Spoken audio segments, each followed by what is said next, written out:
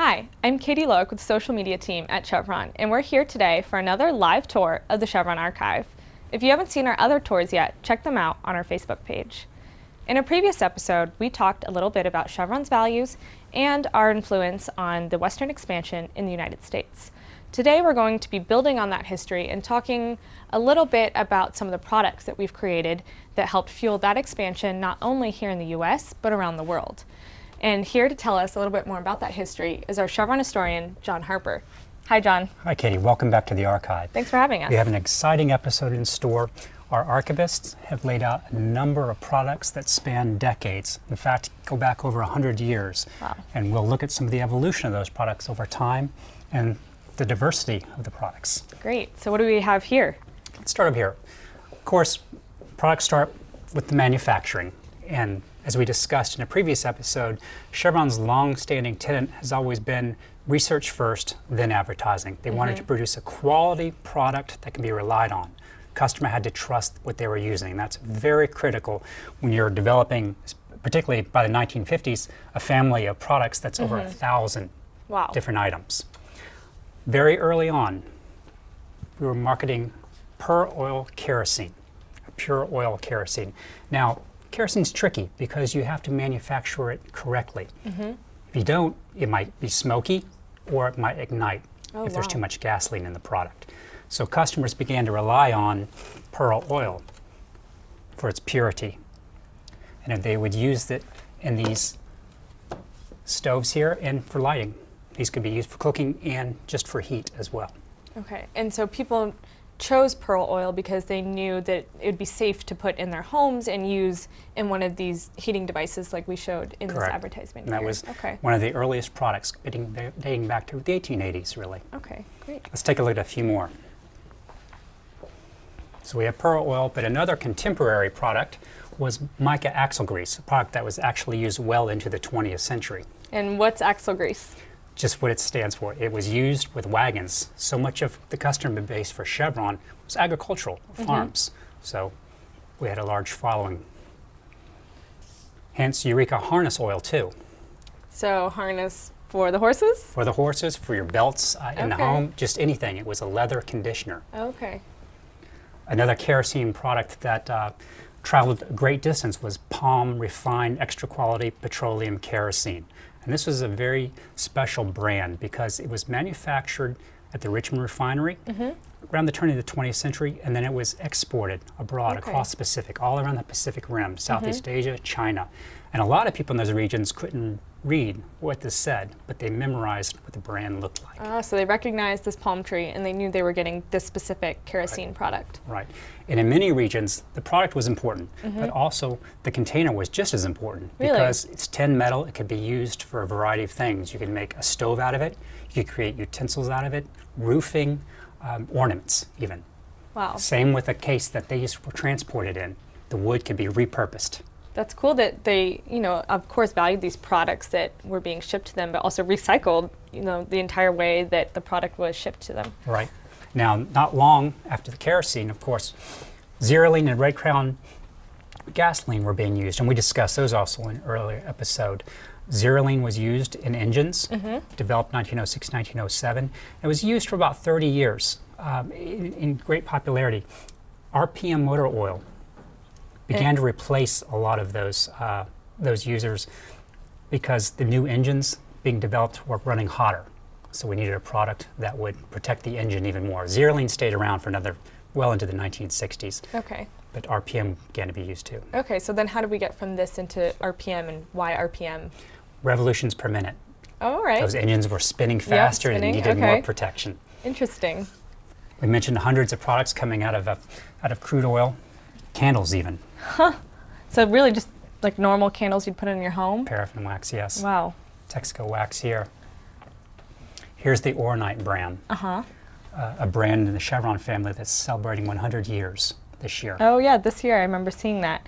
So I've heard a lot about Ornite working at Chevron, but why the horse? I've never seen this image before. It's not what you would think would be on the label. Ornite, the story goes, was the name of the manager who helped develop this product. It was his horse.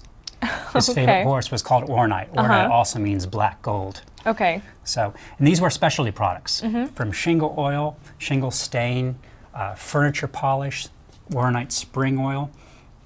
You can see just a variety of different uses. These developed at the same time as other standard oil products: auto cleaner, auto wax, another household lubricant, and on the Texaco side of the family, floor oil. So tell me about why this poor floor oil can looks a little beat up. Well, Samantha O'Brien, one of our Chevron archivists, will help us out with that. Hi, Samantha.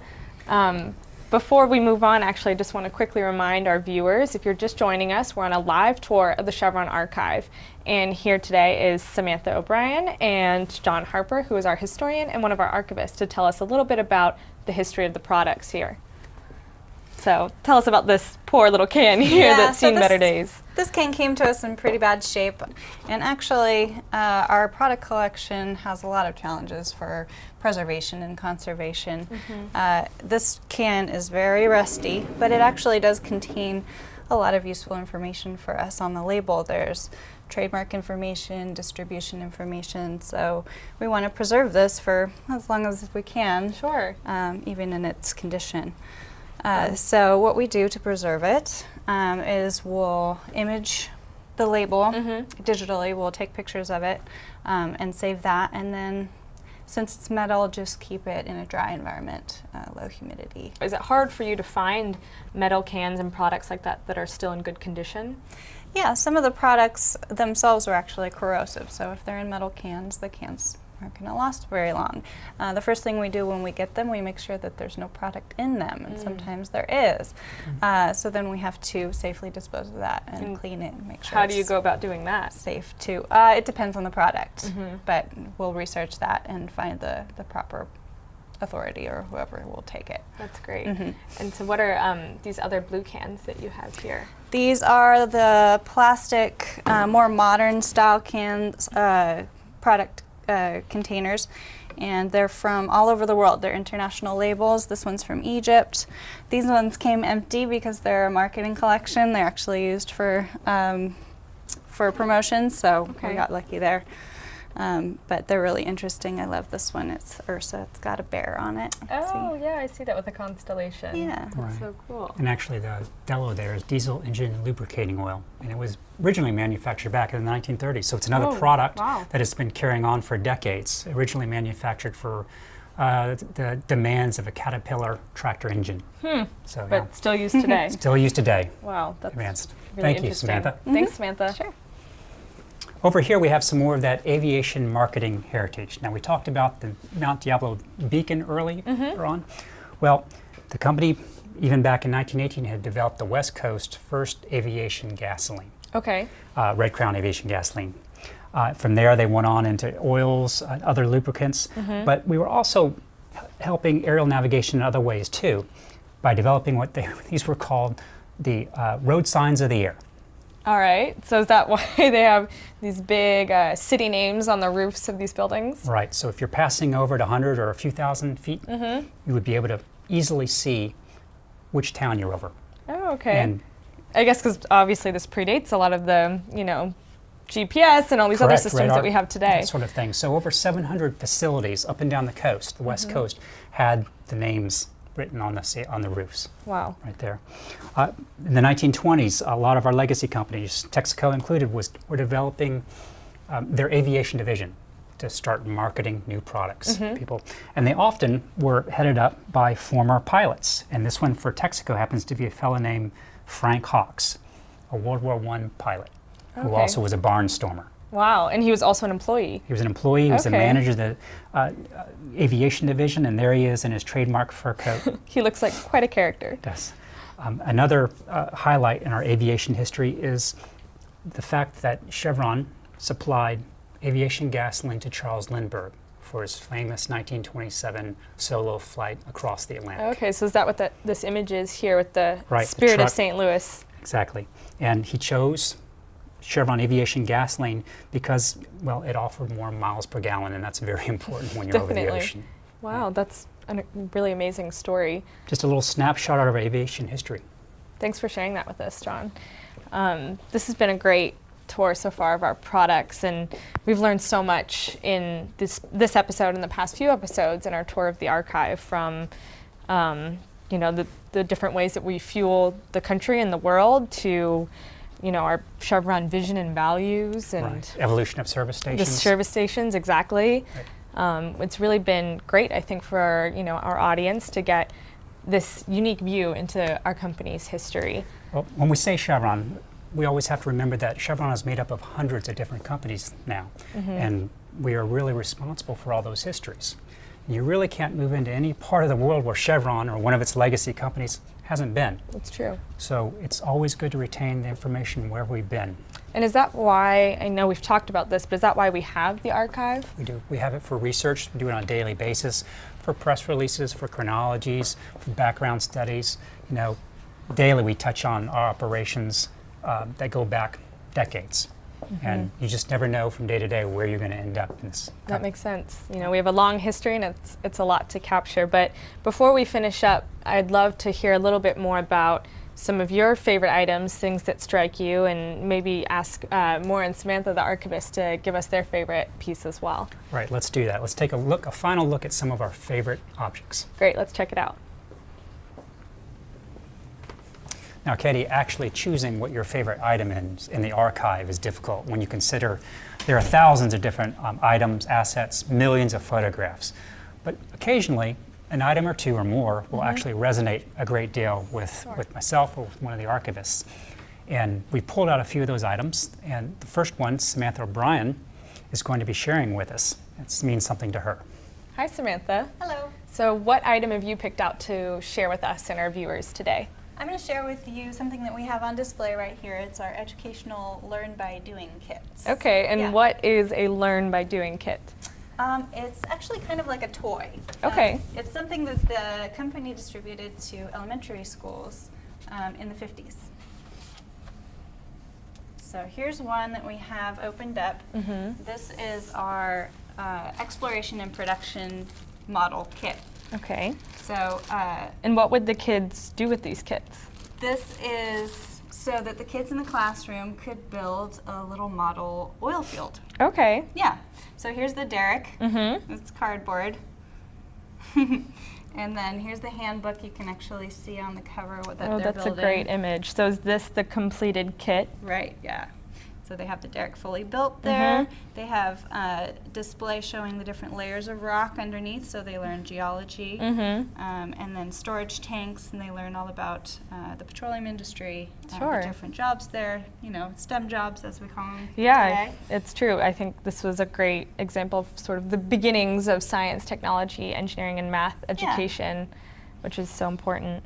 Here, I think this is a storage tank. Oh, that's cute. Also cardboard, but silver. Nice. And buttons for the different little pieces.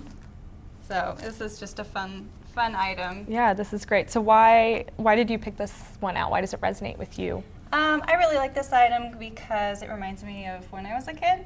I used to get these educational toys Sure. from like my grandparents for Christmas, and I don't know, some kids maybe don't find that stuff fun, but I think I was maybe a little nerdy as a kid, and I really loved them. So I thought this was really fun. That's great. So do you think having toys like these, inspired you to be an archivist and study history the way you do? Yeah, I think it did. That's really great. That's a great story. Thanks for sharing. Oh, you're welcome. All right, we'll see you later, Samantha. Okay. So who's next on our Maura Wernicke, items? another Chevron archivist, has Hi. a little bit of our shipping, our marine history. Hi, Yeah. Maura.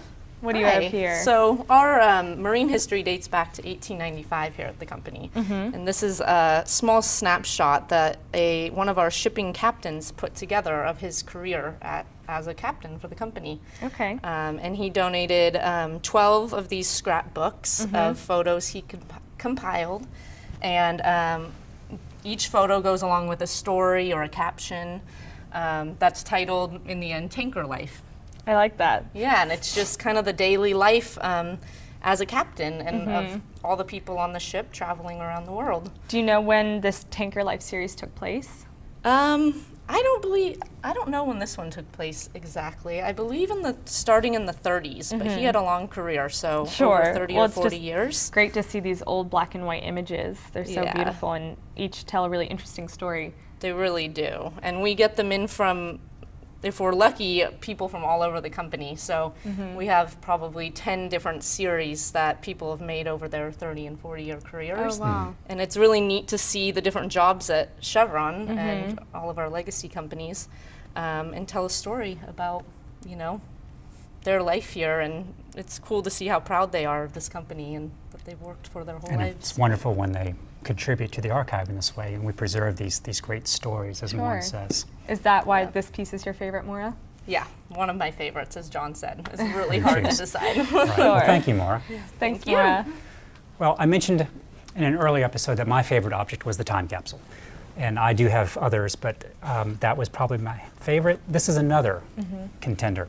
This is a wonderful little snapshot into our history because it really brings together a convergence of companies and brands over time in a specific time period. It's a Haviland motor oil bottle, and the oil was actually in this little milk bottle, looks like a milk Oh, bottle. really? Kept just like that. Right, and you have Haviland Motor Oil, which the Texas company, or Texaco, acquired in 1931. And then you have the Regent brand on here, which Texaco also acquired in the 1950s. It's a European brand. And then Caltex, as we discussed before, was a partnership with Standard Oil Company of California and the Texas company in 1936 in Southeast Asia primarily. But for a short time period, 1947 to 1967, you have Caltex marketing in Europe. So you see this convergence of the Regent brands, the Caltex brand, Haviland brand from Texaco, and then Standard Oil Company California through Caltex in one bottle. Yeah, that's fascinating to see all the brands come together. For a And relatively I was brief going to say, time. 20 years, that's not a very long time compared Right. to a lot of our other products. One of the most interesting brands or branding package labels that you'll find in the archive. That's great. What a special piece. Thank you for sharing that, Thank John. you. And all of these pieces really have been just such interesting stories. They each have a little piece of Chevron's history, I think. I personally loved the time capsule. That's hard to beat. But thank you for coming on this tour with us, for sharing the journey through Chevron's history. I think that was a really special view of the company for myself and for our viewers, and we really appreciate it. Well, it's been my absolute pleasure sharing some of the treasures of the Chevron archive. Thanks for being here. Thanks, John. See you Thank you. later. So that concludes our tour of the Chevron archive for now, but I hope that you enjoyed it. If you have any questions, leave them in the comment section, or if you'd like to learn more about our history, you can visit chevron.com. Thanks again.